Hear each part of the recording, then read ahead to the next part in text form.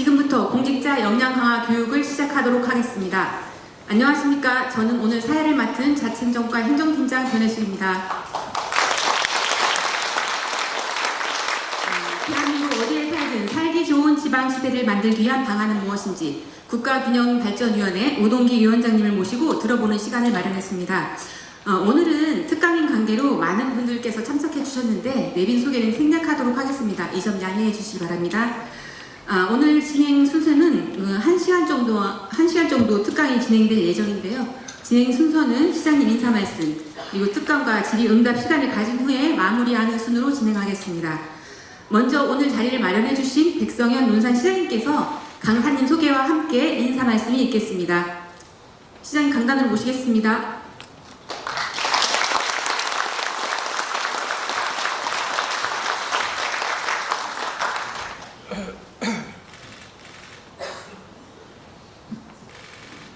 오늘은 우리 논산에 아주 공직자 여러분들한테 어떤 자세로 일을 해야 되고 논산을 어떻게 크게 변화시켜야 될 것인가, 그 방향에 대해서 우리가 힌트를 얻고 또 꿈과 목표와 용기를 주실 수 있는 분을 모시게 돼서 대단히 여러분과 함께 기쁘게 생각합니다. 이분은 바로 우리 논산뿐만 아니라 대한민국에 크게 영향을 주실 수 있는 그런 훌륭한 분을 여러분과 함께 모시게 돼서 대단히 기쁘게 생각하고요. 우리 공직자, 우리 12만 시민과 함께 진심으로 우리 국가균형발전위원장이신 우리 우동기 위원장님을 환영합니다. 여러분 잘 아시다시피 이제 논산은 군수산업을 통해서 논산을 크게 더 강하게 변화시켜야 되겠다, 이런 생각으로 여러분과 함께 땀 흘리면서 열심히 지금 일을 하고 있습니다. 이제 그 시작이 반이 되었고요. 우리 우동기 위원장님께서 뒤에서 보이지 않게 뒷받침을 해주시면 바로 1년, 2년 안에 논산의 큰 남북권의 중심이 되고 대한민국의 중심이 될 수 있는 그런 논산으로 크게 변할 것이다, 이렇게 저는 기대에 부풀어 있고 확신하는데 맞다고 생각하면 큰 박수 한번 보내주십시오. 우리 모두는 바로 윤석열 대통령의 본향이신 바로 이곳 고향 출신이라고 하는 것이 대단히 자부심을 가지고 있고요. 또 우리가 그분에 욕되지 않게 열심히 일해서 윤석열 정부 5년 동안 논산이 확 달라졌구나, 이것을 보여줘야 될 책임도 함께 느끼고 있습니다. 또 다른 사명감을 통해서 우리 논산을 크게 달라지게 해서 시민이 행복할 수 있고 논산이 새롭게 변할 수 있다고 하는 것을 증명할 수 있는 그런 좋은 기회가 되시기를 바랍니다. 우리 우동기 국가균형발전위원장님은 영남대학교 총장을 지내셨고요. 또 대구 카톨릭대학교 총장을 지내셨고요. 대구특별시 교육청 교육감님을 지내셨고 지금은 대통령 직속 국가균형발전위원장으로 계십니다. 여러분, 우동기 위원장님을 소개합니다.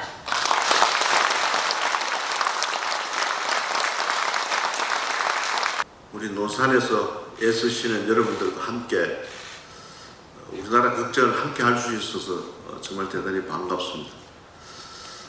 저는 경북에서 태어나고 성장하고 또 그것에서 일을 하고 있었습니다. 지금까지 많은 분들을 만나 뵀지만은 저는 백성현 시장님 같은 분 처음 만나봤습니다. 사람을 감동을 시키고 때로는 당혹스러울 정도로 그렇게 하시더라고요. 제가 작년 추석을 앞두고 균형발전위원장 내정을 받았는데 아침에 학교로 출근하는데 연락이 왔어서 저는 논산시장님이 누군지도 모르고 있었는데 논산시장님이 학교에 오신다고 그래요. 그 시간이 한 8시 한 30분쯤 된 것 같습니다. 추석을 한 3일 놔두고 단대목 밑에 그래 오신다고 해서 정말 학교 오셨더라고요. 너무 놀랐습니다. 그래서 한참 추석을 앞두고 선거를 치르는 단체장 입장에서 이렇게 먼 길을 오시기가 굉장히 힘드는데 그때 논산에 대해서 제게 머리에 각인된 게 군수산업이었습니다. 군수산업이라는 얘기는 사실 음지에 있었던 얘기죠. 어느 자치단체든지 또 정부에서도 산업을, 군수산업을 별도의 산업 분류도 하지 않았는, 또 제가 알기로는 논산이 군수산업의 모태가 될 만한 정도의 그런 기반도 갖춰지지 않죠. 오늘 들어보니까 저는 풍산금속도 여기에 있다는 걸 처음 알았을 정도였으니까. 그런데 논산훈련소를 통해서 이것을 브랜드화해서 군수산업을 특화시키겠다. 또 하나는 저는 윤 대통령이 고향인 줄도 잘 몰랐습니다. 그걸 또 머리에 막 그냥 논산이 그런 곳이라고 각인을 또 시켜주셨어요. 이 말씀을 드릴까 할까 하는데 정말 제가 다시 놀란 거는 이 정보력에 대단히 놀랐습니다. 얼마 전에 제가 애를 장가를 보냈는데 청첩도 내질 않고 성당에서 그저 제가 태어난 곳이고 또 공부한 곳이 대구에서 그렇게 하는데 하객들 중에 노사 신하님이 오셨더라고요.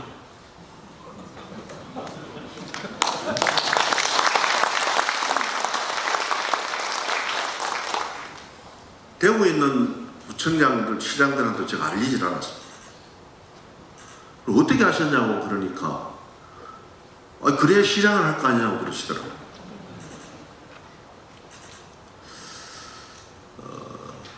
그래서 제가 마치고 나서 제가 갚을 수 있는 곳은 논산을 한번 가봐야 되겠다.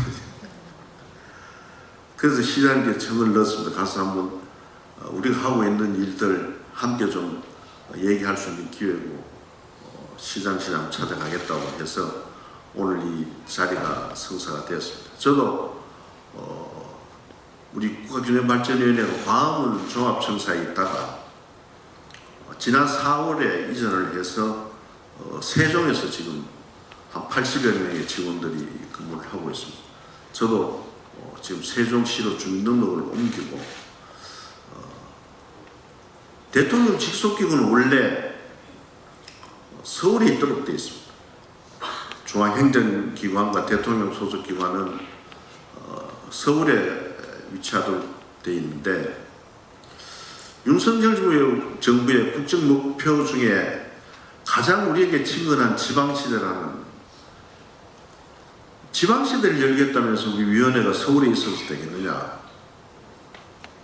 작년 9월 21일 날 세종국무회에서 대통령께서 균형발전위원회를 옮겨서 지방시대위원회로 개편을 해서 세종에서 지방시대를 열겠다라고 선언을 하셨습니다.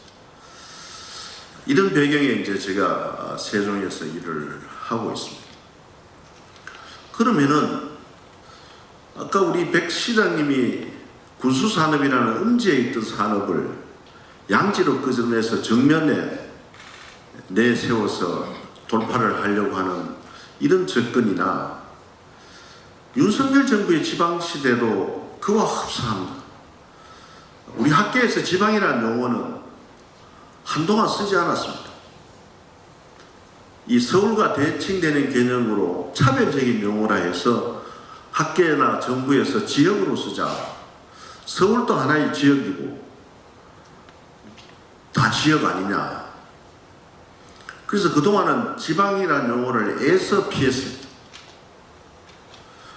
그럼 왜 윤석열 정부는 애써 피해온 지방이라는 용어를 일종의 차별적인 용어라 해서 쓰지 않던 용어까지 끄집어내어서 지방시대라는 것을 내세우느냐.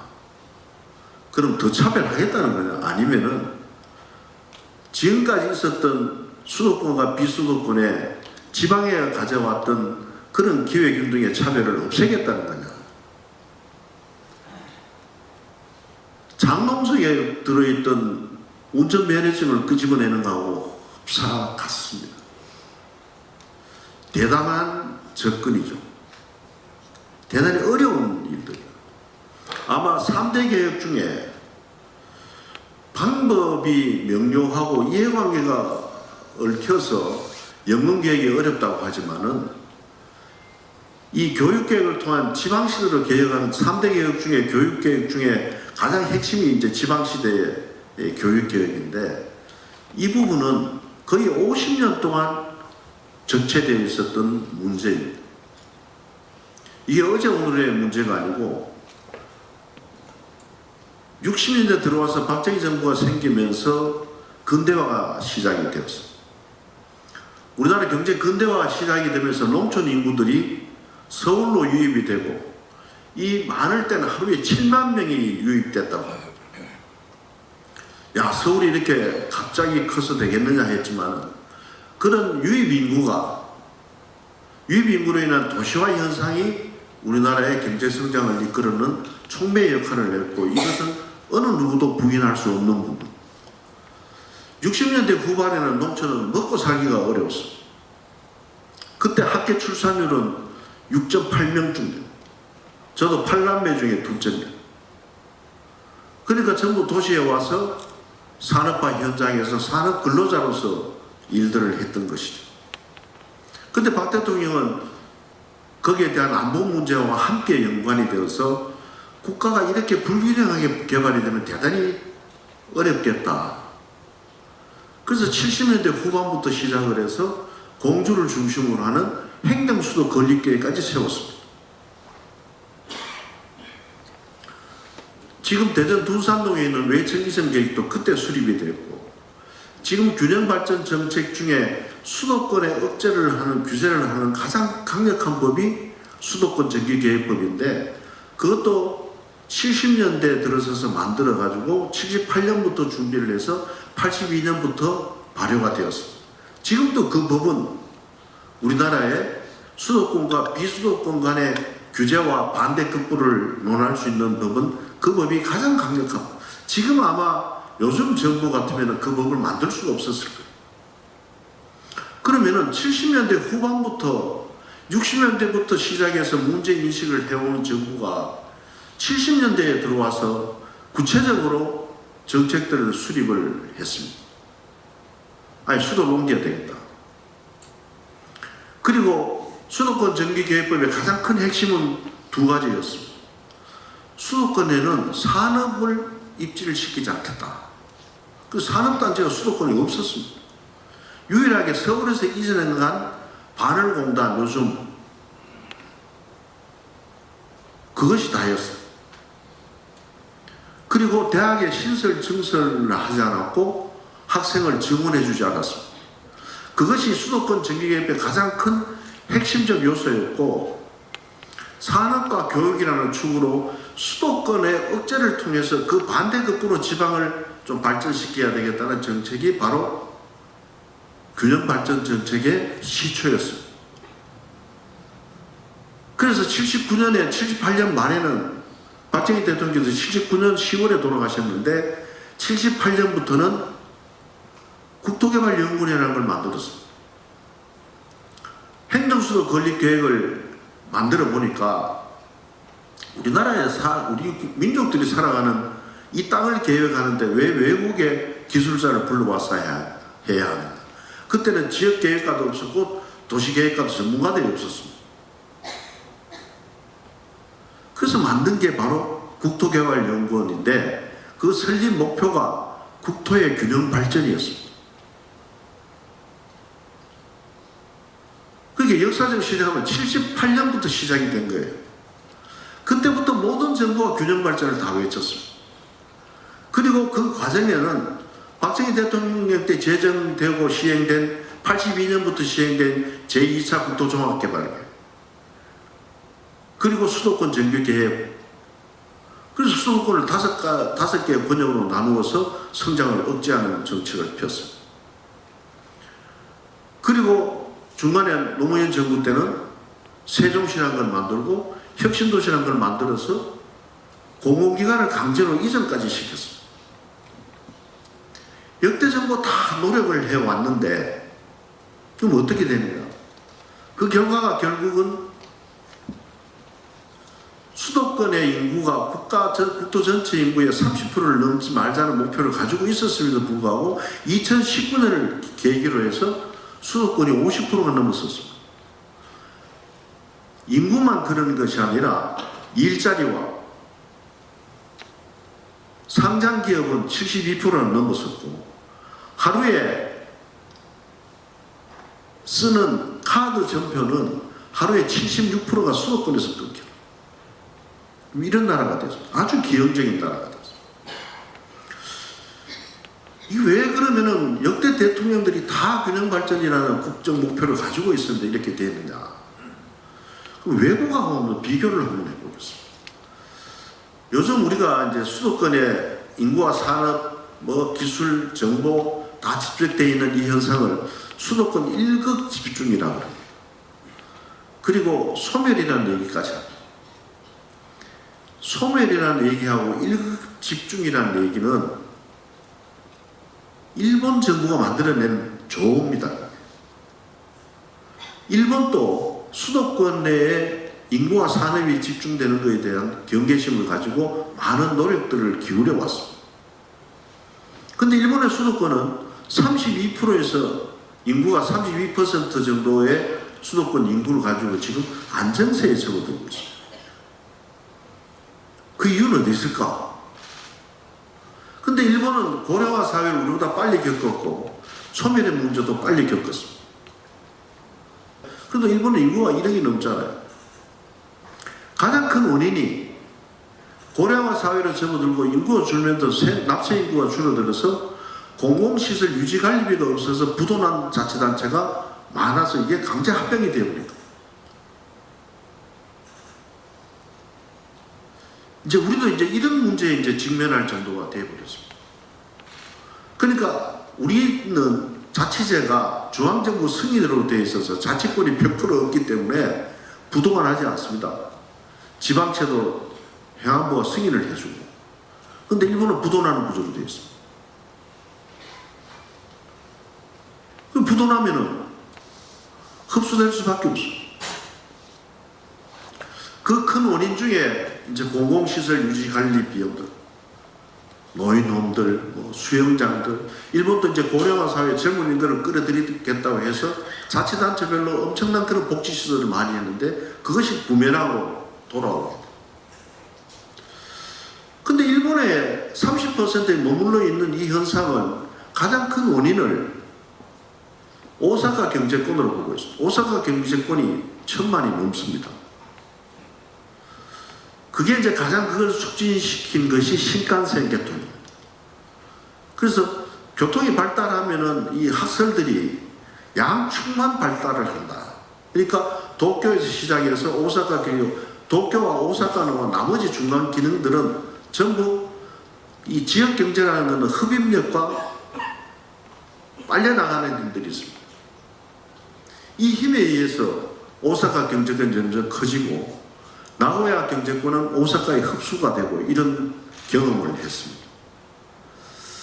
근데 독특한 그런 현상이라고 하면서 우리나라도 고속철도 계획이 생기고 이렇게 되었습니다. 근데 이런 계획을 수립을 하면서도 우리 학계의 가설은 어떤 가설이 있었나 하면은 교통과 정보통신이 발달하면 할수록 분산 효과가 있을 것이고 균형 발전이 이루어진다고 믿었습니다. 그것이 지역개발학회의 학설이었습니다. 유럽이 그랬고 미국이 그랬고. 근데 결과적으로 보니까 교통, 정보, 통신이 발달하면 할수록 수도권에 더 집중되는 결과를 가져왔습니다.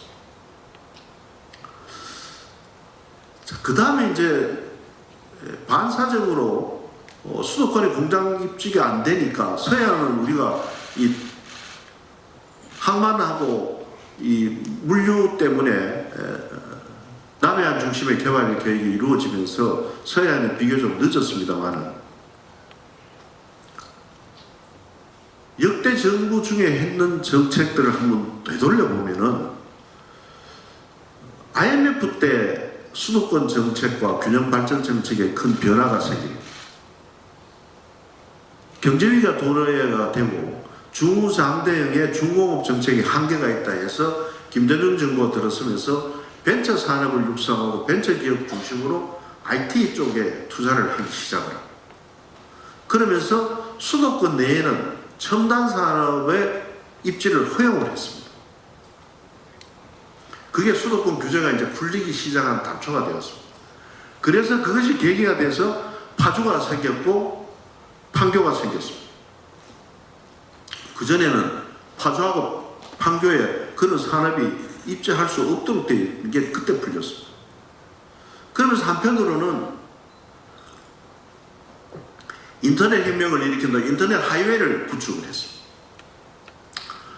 지금 이렇게 분석을 해보니까 그 시기에 우리나라의 정보화 시기에 맞춰서 수도권에 집중적으로 집중되는 그런 효과를 가져.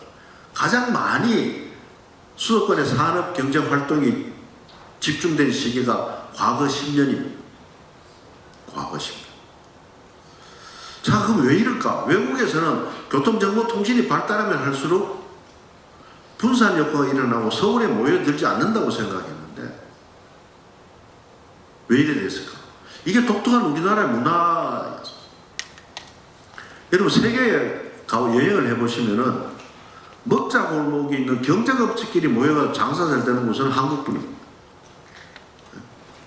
세계 어느 국가도 그런 골목이 형성이 되질 않습니다. 우리나라의 대면 문화, 이런 문화적 의식을 강화를 했던 거죠.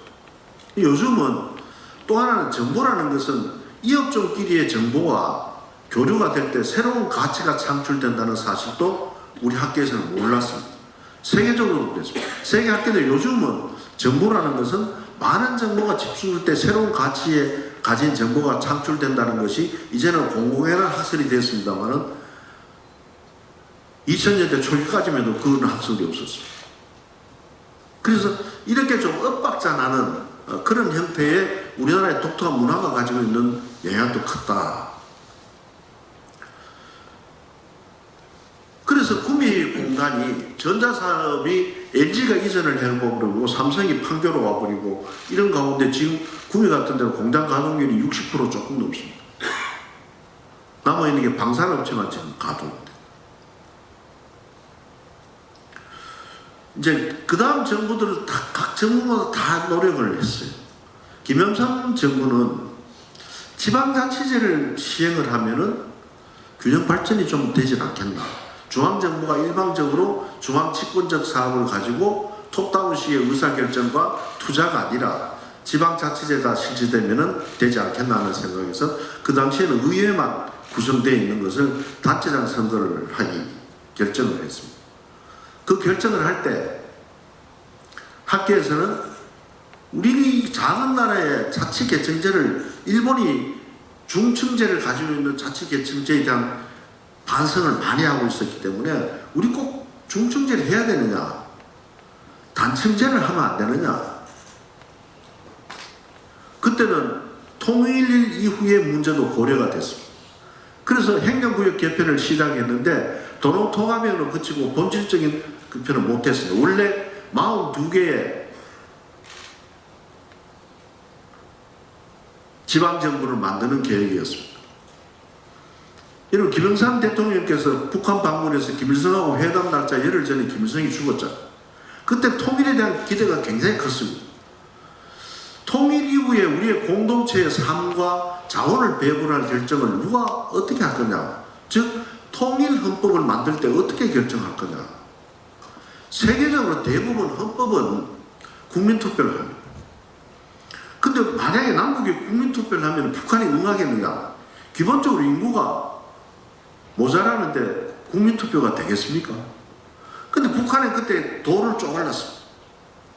도를 쪼개가지고 개수를 늘렸습니다. 그래서 그 당시에 우리 학교에서는 우리도 한 40개 정도로 도를 나누고 단층제의 자치제를 하자. 그러면 한 1년 정도 단체장 선거를 미뤄야 됐어요. 그래서 정치적으로 미루는 것보다는 선거를 하고 나서 단체 지방자치제가 시행되고 나서 행정구역 개편도 늦지 않지 않느냐. 근데 결국은 그거 되고 행정구역 개편 하나도 안 됐어. 선거되고 나서 행정구역 개편 대단히 어렵게 됐죠. 그래서 거기에 대한 반성으로 나왔던 게 광역경제권이라는 얘기가 나옵니다. 도농통합형 광역경제권.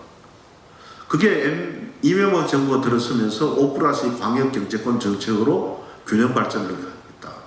결국 이제는 농촌이 아니라 지방에 500만 이상의 대도시를 한 5개 정도 만들자. 그게 광역경제권이고 지금도 그 계획은 살아있습니다. 노무현 정부가 과감한 정책을 폈죠. 수도를 옮기는 나라는 많아요. 몇 개 요즘도 이렇게 옮기고 합니다만 공공기관을 강제적으로 어느 지역에서 어느 지역으로 강제 이전하는 나라는 우리나라입니다. 물론 일본 같은 데 스쿠바 과학 도시를 만들어 가지고 연구소들을 한 군데 집적시키는 이거하고 우리 강제 이전하고는 의미가 다른 거였죠. 그래서 시너지 효과를 높이기 위해서 연구소들은 스쿠바 과학 도시를 만들어서 스쿠바에 입지시켰지만은 우리는 이거를 지역별로 분배를 했습니다. 10개 광역도시를 혁신도시를 만들어가지고 그때 충남하고 대전은 세종시가 생기는 것 때문에 혁신도시를 못 만들었죠. 그 이후에 이제 만들어졌습니다. 이런 짓까지 했습니다. 그때 160개 정도의 공공기관을 이전했는데 이것도 지금 생각하면 대단히 과감한 인구 증가의 효과는 못 가져왔지만은 양질의 일자리를 창출한다는 측면에서는 지방에 기여한 바가 대단히 큽니다. 지금 그 혁신도시에는 그 지역 대학생들을 30%를 강제 모집을 하게 되는데 이것도 아마 한 40% 정도로 올릴 겁니다. 이렇게 되면 양질의 일자리가 이제 형성이 되는데 이것도 해보니까 부작용이 생기더라고요. 한 대학이 거의 95%씩 차지해버려요. 또 그 지역 내에 또 불균형이 생기는 겁니다. 우리 건양대학 총장 계시는데 이게 그런 현상이 생기잖아요. 그러니까 기업으로 와서는 한 10년 모집하니까 한 대학 학생들이 경찰대학 출신들이 경찰 많은 것처럼 그런 현상에 또 부작용이 생겨서 이제는 이런 부분들도 일정 부분은 그 지방 학생들을 뽑고 일정 부분은 비수도권 전체를 열어가 뽑아야 이 문제가 해결되지 않겠느냐 하는 그런 문제까지 가고 있습니다. 대단히 과감한 정책을 썼죠. 그래서 지방에 대한 차별 아닌 차별로 인식되는 경우도 많았습니다. 저도 2006년에 삼성이 연구소를 구매해 있는 걸 서울로 가져가고 규제 완화 통해 가지고 시작이 될 때 도지사님하고 대학 총장들이 서울역 앞에서 농성을 했습니다. 추풍령 이남에도 사람이 살고 있다고. 이런 일까지 있었어요. 자, 그래서 그럼 그 다음 정부는 어떻게 하면 좀 아쉬운 정책 중에 하나를 살펴보면은 지금 공공기관 이전도 시간이 지나면서 정착률이 점점 이제 높아지고 있습니다. 그 다음 좀 아쉬운 것이 박근혜 정부의 창조 경제권입니다. 각 지방마다 지금 기업의 산업활동과 기업 유치에 혈안이 되어 있는데 그 중에 제일 선호도가 높은 게 대기업이 좀 왔으면 좋겠다. 대기업이. 근데 우리나라 대기업의 산업 입지 정책은 균형 발전 정책 차원에서 이루어진 게 없습니다. 기업 논리로 경제 논리로 이루어진 것입니다. 항상 기업들은 규제 완화를 요구를 하는 겁니다. 이때 또 하나는 중앙집권적으로 모든 사업들을 공모 방식으로 하다가 보니까 지역별 특화 산업이 육성이 되질 않았습니다. 그래서 여러분 이거 보면은 세종은 SK가 ICT 중심으로 해라. 대전도 ICT다. 충남은 한화가 태양광 에너지하고 ICT.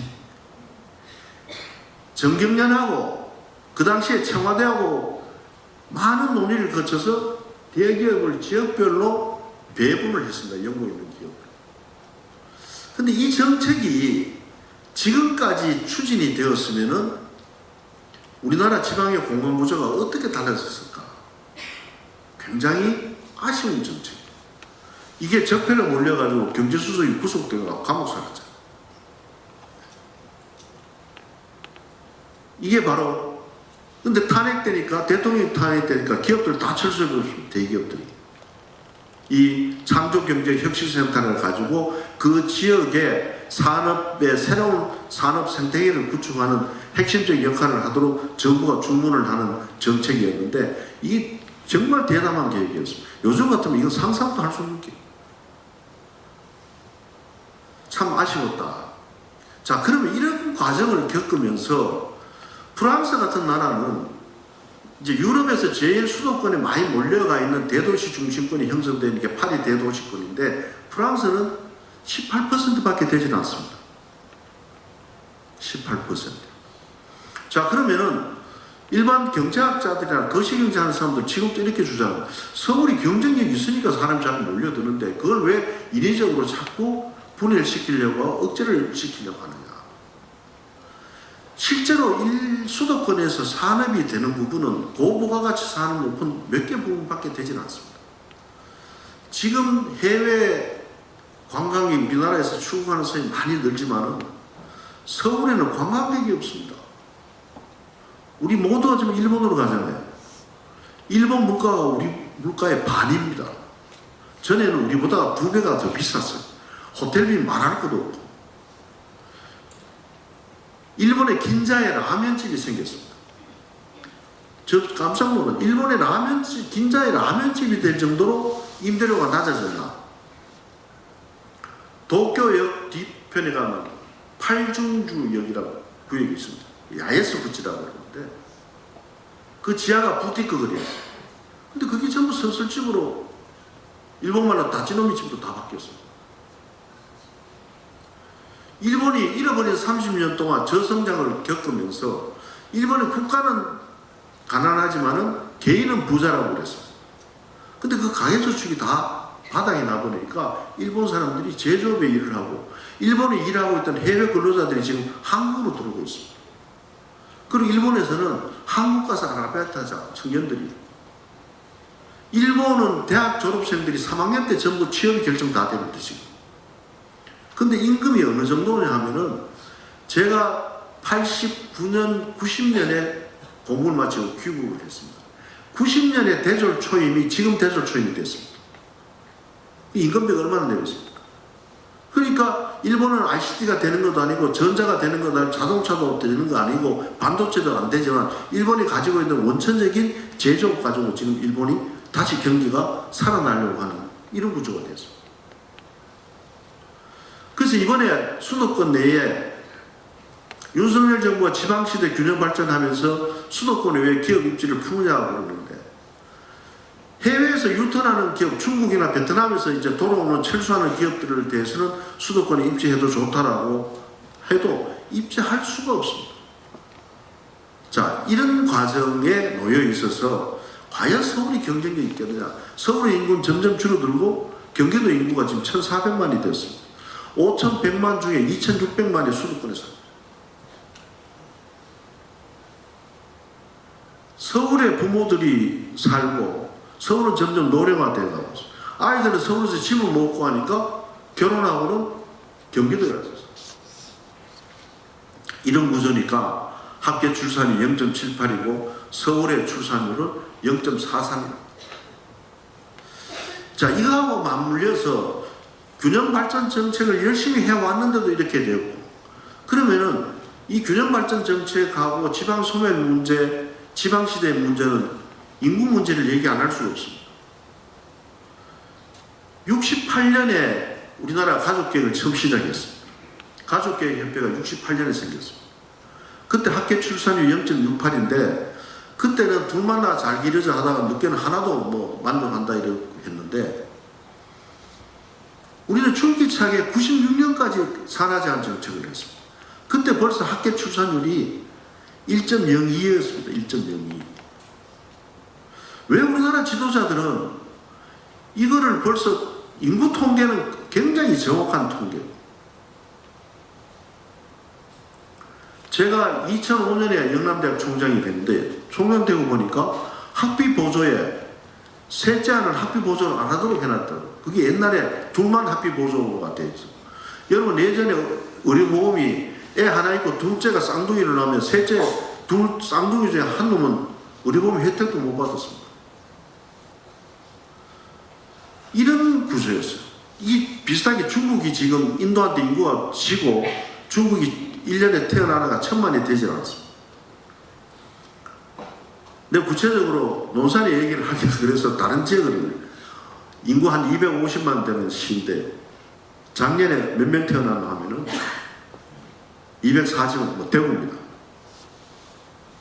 9,985명 태어났어요. 10,000명이 안 태어났어요. 5년 뒤가 되면 얘들이 초등학교 들어가는데 초등학교에 10,000명이 들어간다 치면은 우리가 적정 규모로 반편성을 할 때 한 반에 20명을 기준으로 합니다. 그리고 여러분 500반만 있습니다. 500반. 여러분 인구 줄고 노동력 없어진다는 실감이 나진 않는데 이걸 한번 곰곰이 생각해. 500반 하면은 학교가 몇 개 정도 있으면 될까? 한 학년에 10반 기준으로 학교를 만들면은 5년 뒤에 대구 초등학교 50개만 있습니다. 지금 254개 있습니다.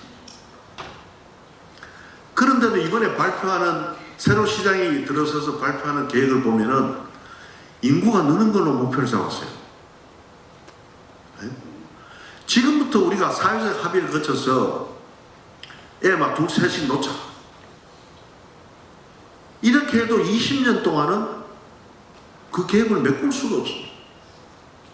그 계획을. 생산인구로 가능하려면 20년 더 걸리잖아요. 그런데다가 우리나라 또 하나의 약점이 뭐가 있냐면은 생애노동시간이 OECD 국가에 비해서 4살이 적습니다. 생애노동시간이 적다는 것은 인구가 적으면은 노동시간이라도 한 1인당 늘어야 나야 되는데 우리는 남자들의 경우는 군에 가고 뭐 이렇게 해서 입직 연령이 대학 졸업을 하고 첫 직장을 가지는 연령이 4살이 높습니다. 4살이 높으니까 4살 적게 일을 하는 거예요. 자, 이런 구조. 근데 일본은 2차 대전 이후에 한 번도 가족 계획을 안 했습니다. 산하 제한 정책을 하지 않고 육성 정책을 했습니다. 제가 85년에 애를 하나 데리고 큰 놈을 데리고 작은 놈이 뱃속에 있습니다. 임신 판정을 받으니까 그때부터 유학생이들 다 무료예요. 그리고 첫애한테는 양육수당을 얼마 주노 하면은 30만 원을 주더라고, 우리 돈으로. 둘째가 나니까 50만 원을 더 줘요. 80만 원이에요. 한 달 생활비가 150만 원 들 때 80만 원을 양육수당으로 주더라고요. 근데 일본 정부는 인구가 경쟁력이라 해서 2차 대전 후에 한 번도 가족계획을 안 했습니다. 그런데 세계 가족계획 정책을 유도하는 유네스코 활동비의 80%를 일본 정부가 부담했습니다. 근데 일본 사람들 좀 의식이 다르더라고요. 저하고 나이 같은 교수하고 이렇게 점심을 먹는데 둘째가 낳았다니까 축하해 준다면서 축하한다고 하더라고요. 그래서 선생님 몇치냐 그랬더니만 애가 5이라 그래요.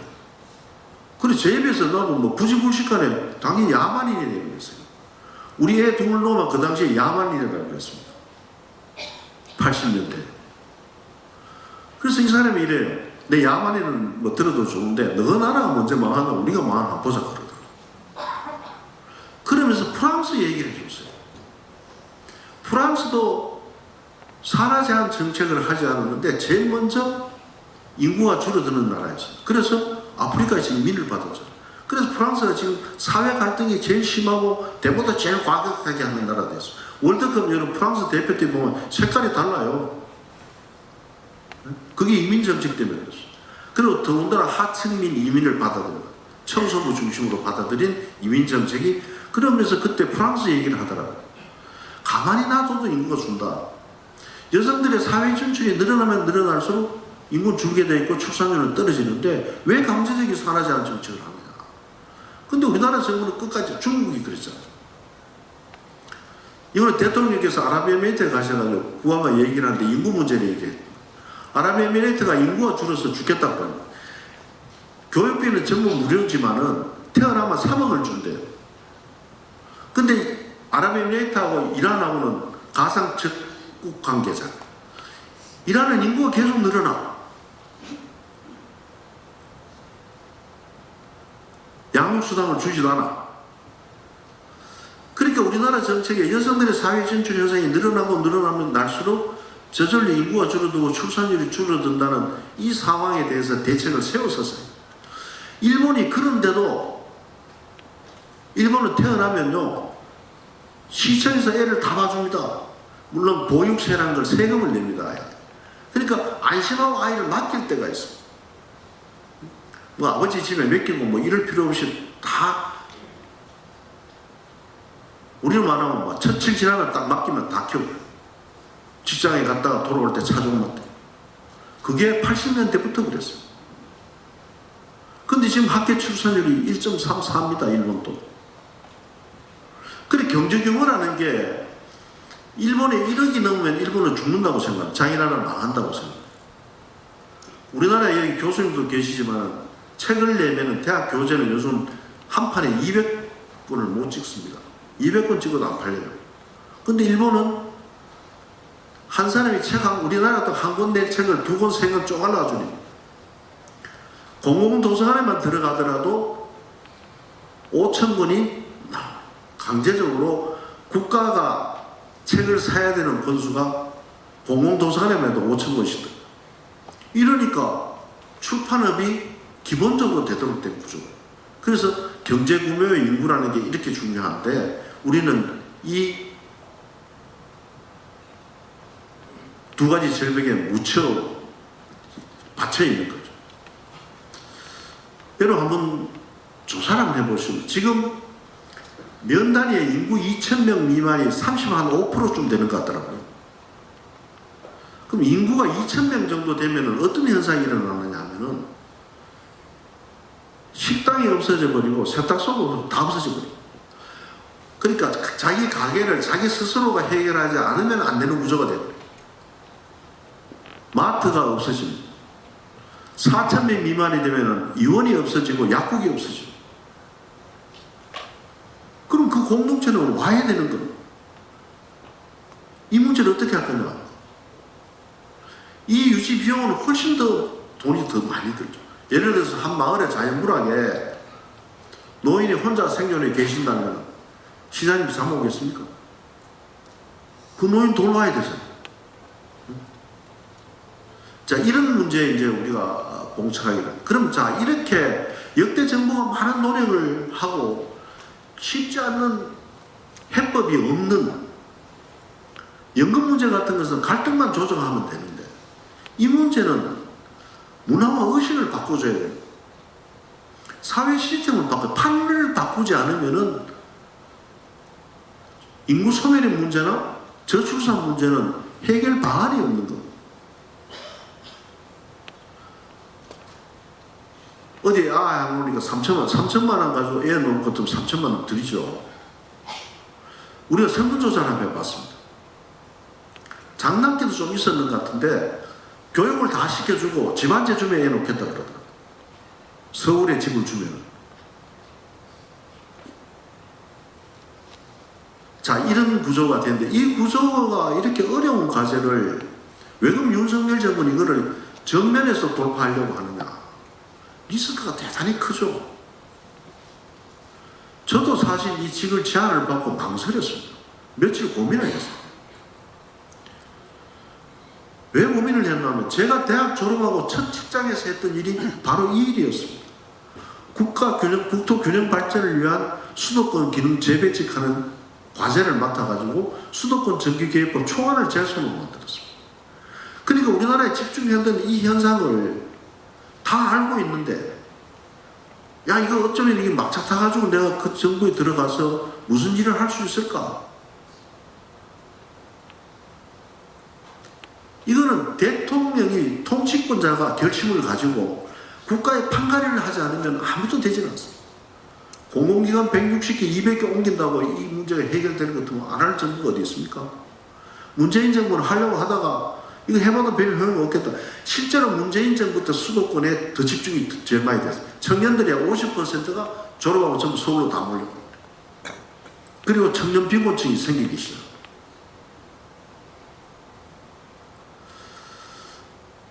이 문제는 여러분들 지난 대선을 한번 생각해 보시면은 이게 얼마나 지난한 문제가 하면 우리나라 교육 문제하고 인구 문제, 저출산 문제가 지난 대선 때 한 번도 논의된 적이 없습니다.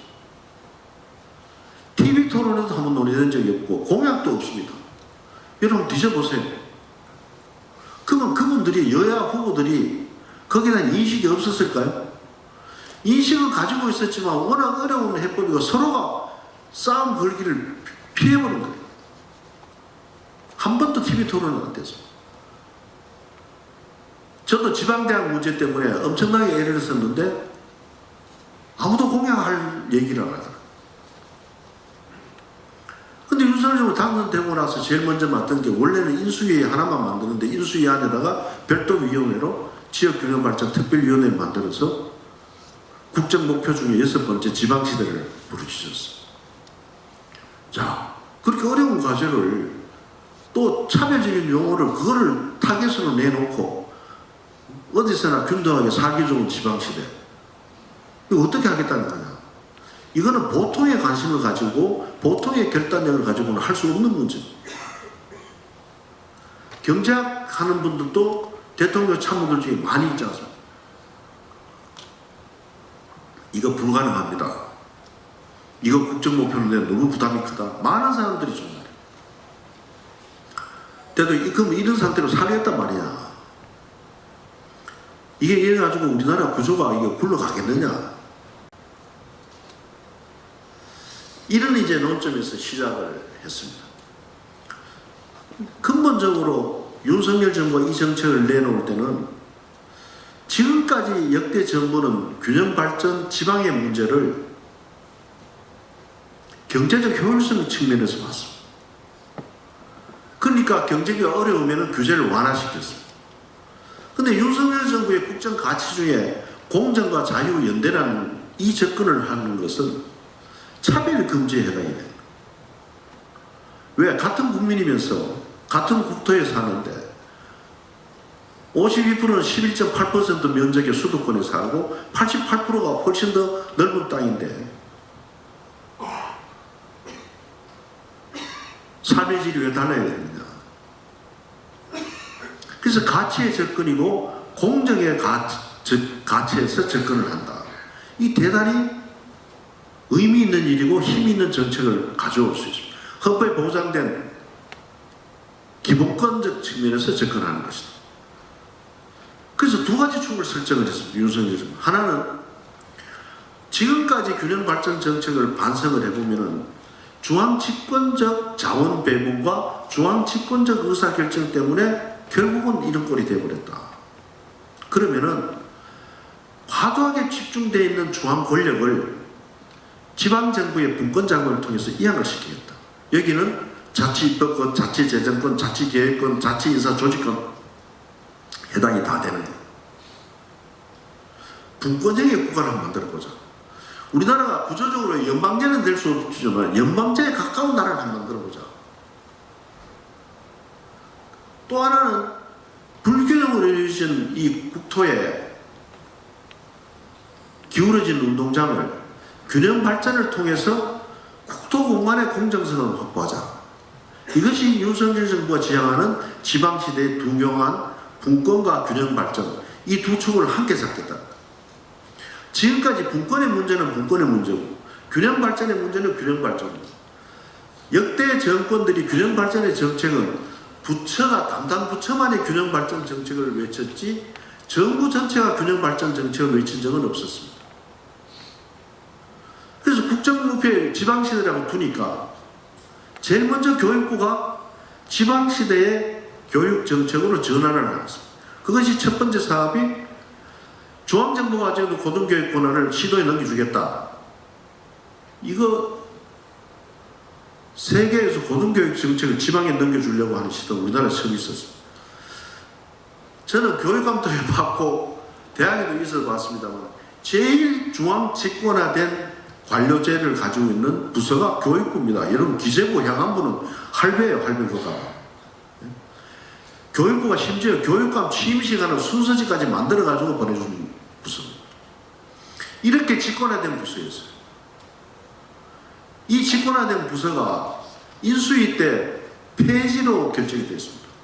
그래서 원래 인수위 때 이제 분과별로 나눌 때 교육과학위원회에서 이 문제를 다루는데 원래는 교육자 빼버리고 지난번 인수위 때는 과학위원회 했다가 교청이 하도 반대하니까 과학교육위원회 바꿔줬고 인수위 세 사람 중에 한 사람도 교육 전문가가 없었습니다. 그러다 결국은 국립대학 24개 사무국장 2급, 3급을 보직 대기시켜버렸습니다. 그래서 전부 개방직으로 해서 총장들이 사무국장을 뽑게 했습니다. 지금 교육부에 가면 24명이 보직도 없이 대기 발령되어 있습니다. 이 시도가 뭐였냐면은 균형 발전은 교육계획으로 해보겠다는 대통령의 의지였습니다. 역대 어느 정부가 교육 문제가 수도권에 집중되는 큰 요인 중에 하나였는데 국토부하고 산자부 중심의 균형 발전 정책 때문에 교육부는 교육 정책이 균형 발전 정책하고 맞물려 들어가는 정책을 하나도 개발하지 않았습니다. 결국은 교육부대로 마이웨이 해버렸습니다. 그래서 부처 중심의 균형 발전 정책이었는데 그러니까 그 다음에 중요한 문화부가 지방시대 문화정책, 문화육성 정책을 발표를 하더라고요. 이번에 업무보고 할 때, 국정과제 보고회 때 그 일이 있고 나서는 이번에 과학기술정통부에서는 지방시대의 과학기술 정책에서 이번에 법안까지 새로 만들고 있어요.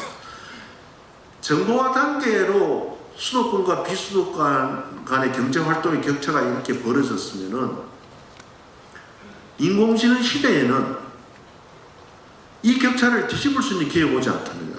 그래서 그동안 등한시했던 지방의 과학기술 정책을 집중적으로 해나가겠다. 그래서 지금 각 부처별로 지방시대 계획을 수립을 하고 있습니다. 이게 이제 지방시대 5개년 계획인데 지금까지 부처별로 해오던 것을 정부가 나서서 지방발전계획을 세우겠다. 지방발전계획은 도계획인데 그건 도지사가 하는 계획이었습니다. 우리나라 정부의 중기계획이 딱 한 가지가 있습니다. 이게 이제 이번에 균형발전법하고 자치분권법이 통합이 되면은 거기에 이제 지방시대 5개년 계획이 들어서는데 이 지방시대 5개년 계획은 도가 수립한 계획과 각 부처가 수립한 계획을 합쳐서 일어났던 계획입니다. 그러면은 도정부와 중앙정부가 함께 균형발전 정책의 축을 같이 맞추겠다.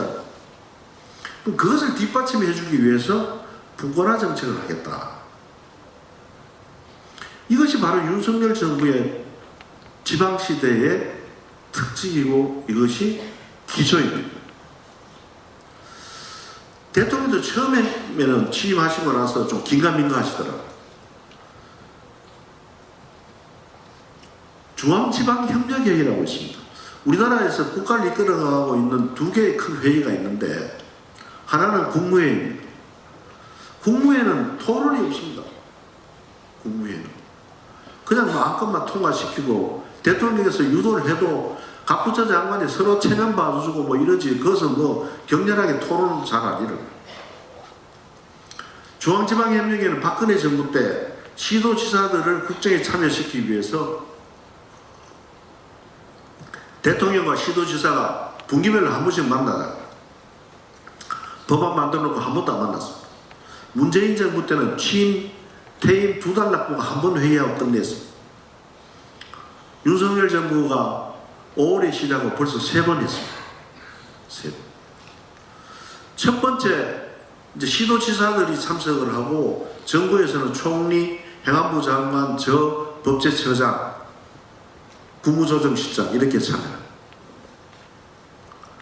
야, 처음에 보이면 가당찮더라고요. 야, 이건 제 느낌으로는 이 회의 없어지겠구나. 시도지사들이 뭐 사정 없어요. 뭐 적나라한 얘기를 그대로 다 하는 거예요. 그 대통령이 그걸 다 받아주더라고요. 네?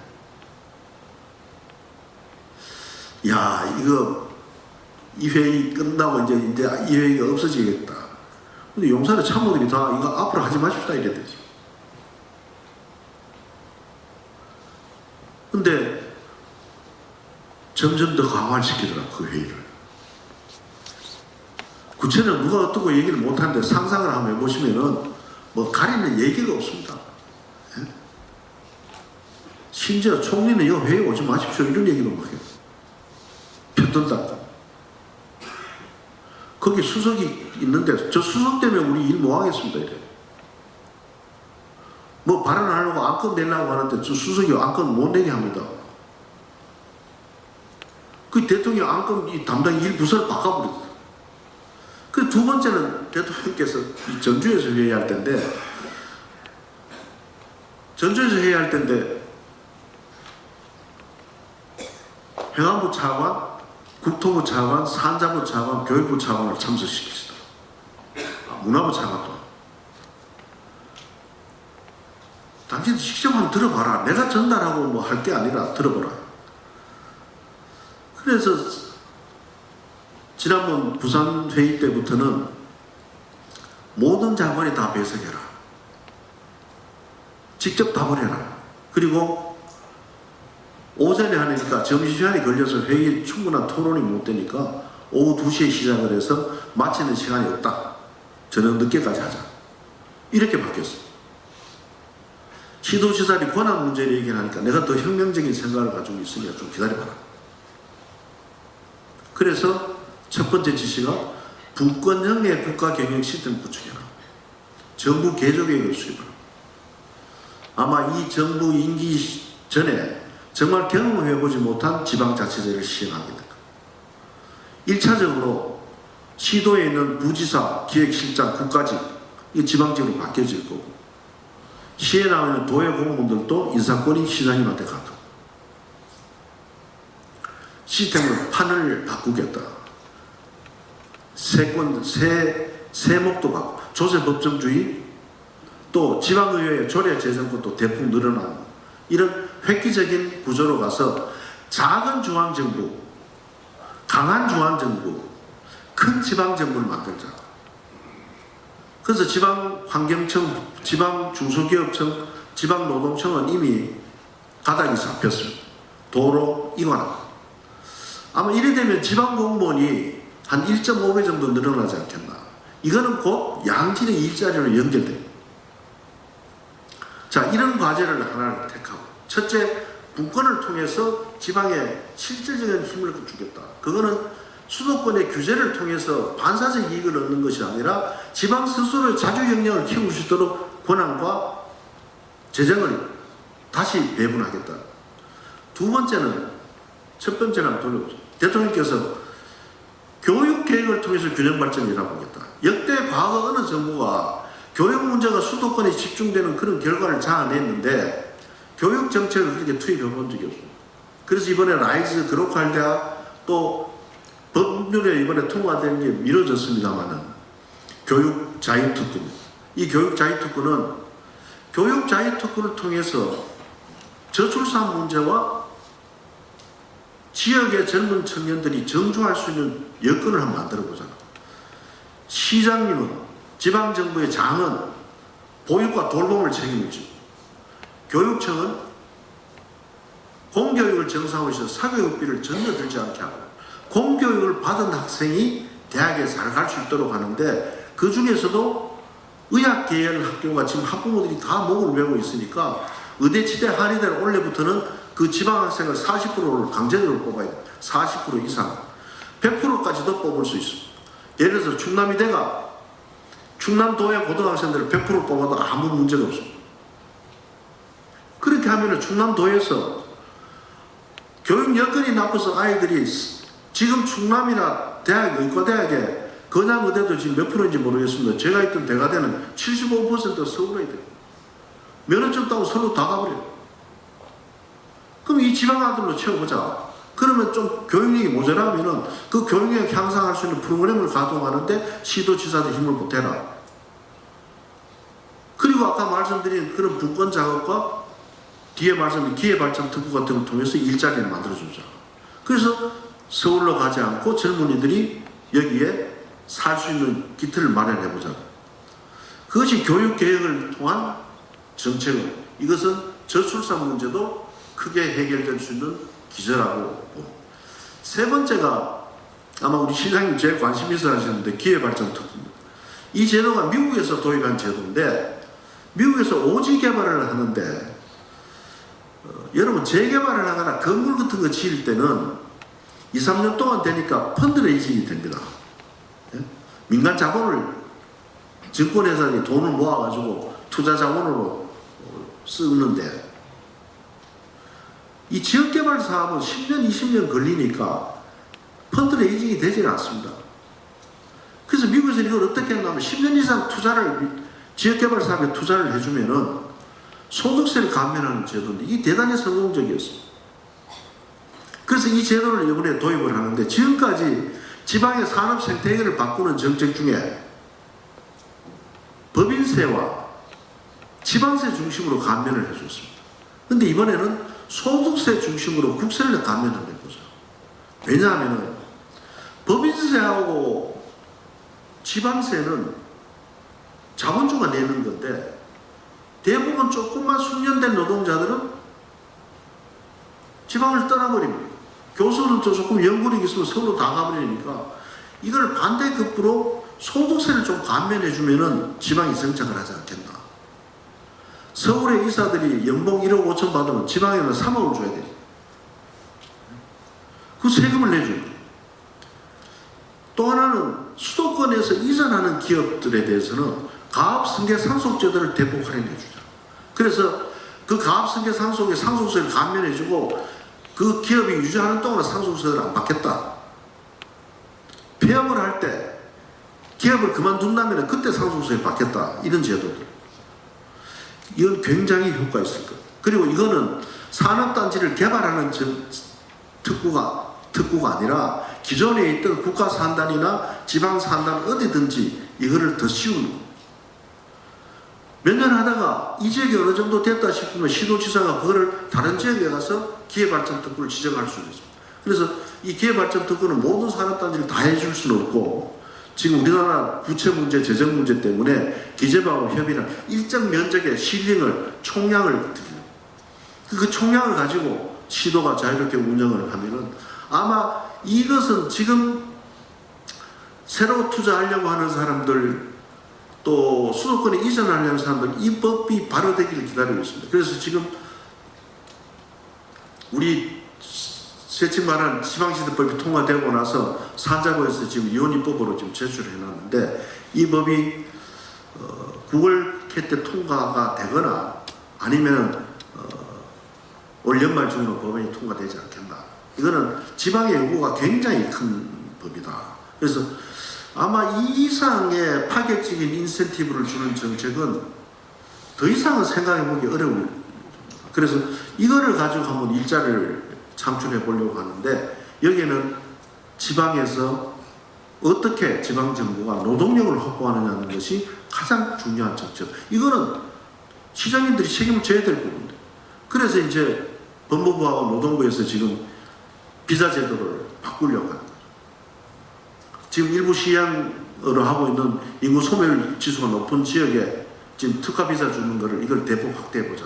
또 비수도권 내에 대학들의 유학오는 학생들 부모에게 취업비자 주자. 근데 이 문제는 법무부가 아직 동의를 해주지 않는데 유학생의 가족, 부인에 대해서는 취업비자를 주는 걸 동의, 합의를 받습니다만은 나이 많은 부모들이 왔을 때 우리가 져야 될 사회적 비용 때문에 그래서 우리가 대안을 유학생 부모 중에 50세 미만에게는 취업비자 주자. 그래서 그 지역에서 IT나 첨단 산업으로 하기를 하면은 영주권까지 주는 그런 정책을 생각하고 있습니다만 우리나라의 이민 정책이라는 게 실제적으로 필요하면서도 강한 민족주의 때문에 이 정치적인 프레임에 걸릴까봐 지금 쉽게 사회적 합의를 도출하기 어려운 그런 지경에 놓여 있다. 그리고 이런 과정을 통하면은 지역별 특화 산업들이 육성을 될 것이다. 그리고 가능하면 이제는 공모과제는 피하려고 한다. 그래서 지방의 총액 중심으로 우리 국가균형발전 특별회계도 자율개정을 지금 계속해서 누리고 있는 그런 실정입니다. 그래서 이렇게 하나는 분권을 통한 지방자치단체의 역량을 강화해주는 전략과 하나는 교육개혁을 통해서 지방의 인재들이 지방에 정착할 수 있는 제도, 하나는 기회발전 특구를 통해서 새로운 지방의 산업 생태를 구축하는 이 세 가지의 대표적인 전략이 윤석열 정부의 지방시대 전략입니다. 제 말씀은 여기서 마치겠습니다.